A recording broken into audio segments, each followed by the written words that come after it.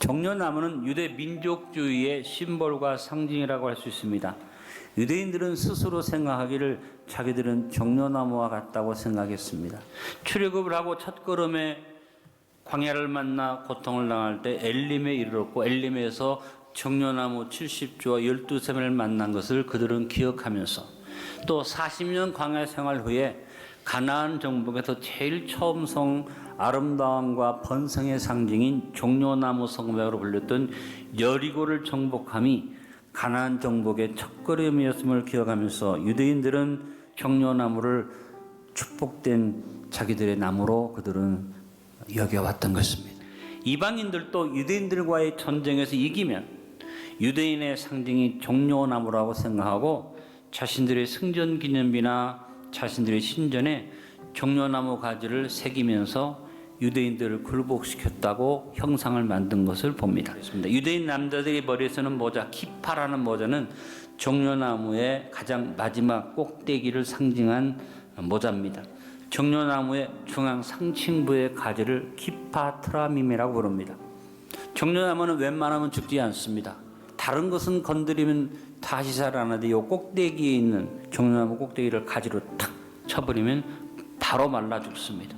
유대인들이 키파를 쓰는 것은 우리들의 생명의 근원이 하나님께 있다. 하나님이 우리를 보호하시면 우리는 살아난다는 상징으로 키파를 써서 자기들의 상징으로 삼았습니다.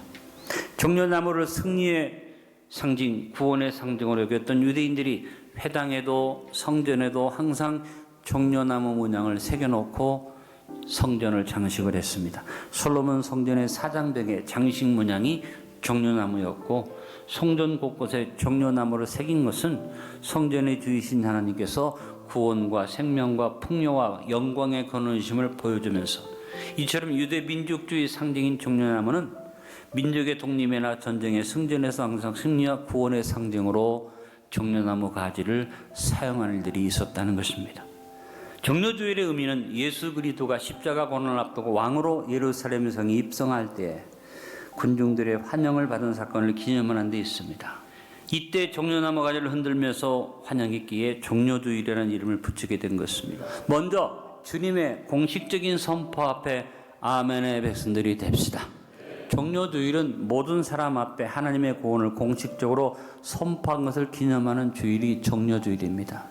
바로 종려주일의 예루살렘 입성은 메시아로 오심에 대한 공식적인 선포입니다. 이 선포의 사건 후에 예수님이 고난을 받으시고 십자가에 달려 돌아가시지만 선포하신 대로 만인의 구세주로 부활하신 겁니다. 하나님은 천지의 주제이시고 그 행하시는 모든 일을 선포하는 분입니다. 하나님 우리에게 이해를 요구하지 않습니다. 믿음을 요구하십니다. 그분은 전능자십니다. 주권자이십니다. 자연을 통해서도 하면 선포하십니다. 개인적으로 우리가 하나님의 말씀을 통해서 하나님의 선포를 받는 것이 중요하겠지만 더 중요한 것은 공식적인 선포, 하나님의 선포를 공식적으로 받는 일이 중요합니다. 그래서 하나님의 교회에서 드려지는 주일 공식적인 예배, 주일 성수가 그래서 중요한 겁니다.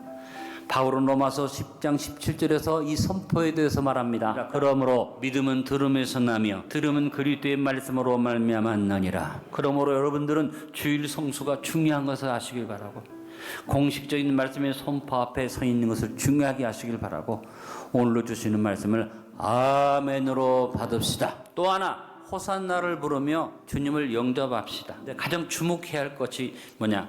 호산나라고 부르는 구호입니다. 호산나의 원래 의미에 가장 중요한 것은 야훼여 구하옵나니 이제 구원하소서. 호산나는 히브리어로 호시아나입니다. 근데 아람어로 음역을 하면 호산나로 음역을 할 수 있습니다. 호시아는 구원해 주소서라는 동사고 나는 지금이라는 뜻입니다. 호시아나 지금 구원하소서.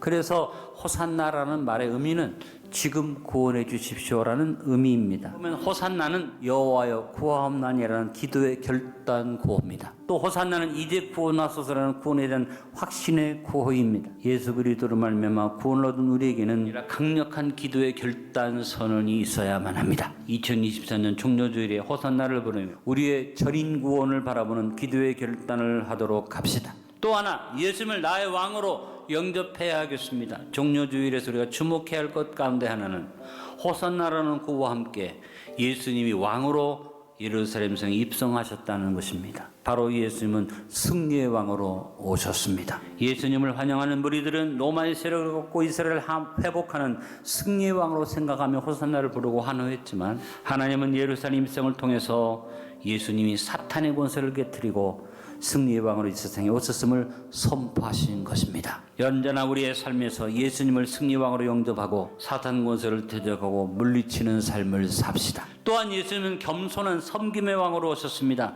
예수님이 왕으로 예루살렘 성에 입성하시면서 말을 타지 않고 나귀를 타신 것은 예수님의 겸손을 나타내는 것입니다. 스가랴 9장 9절에 스가랴 선지자가 예언했습니다. 시온에 따라 크게 기뻐할지어다 예루살렘에 따라 즐거이 부를지어다 보라 내 왕이 내게 임하시나니 그는 공의로우시며 구원을 베푸시며 겸손하여서 나귀를 타시나니 나귀의 작은 것 곧 나귀 새끼니라고 예언하였고 예수님이 나귀를 타고 오셨는데 무엇을 보여주신 겁니까? 주님의 수고, 주님의 섬김을 의미하는 것입니다.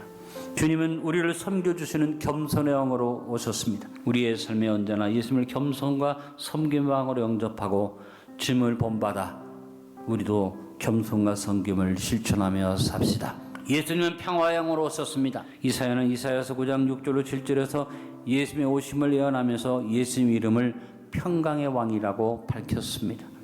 사도 바울은 에베소 2장 14절 18절에서 평강의 왕이신 예수님이 이루신 일을 설명합니다. 예수님이 이루신 사역의 결과는 평안이라고 바울이 말했고 예수님 자신도 제자들에게 직접적으로 평안을 너에게 끼친다고 평안을 말씀하신 것을 봅니다. 예수님은 저와 여러분에게 평안을 주시는 평강의 왕이십니다.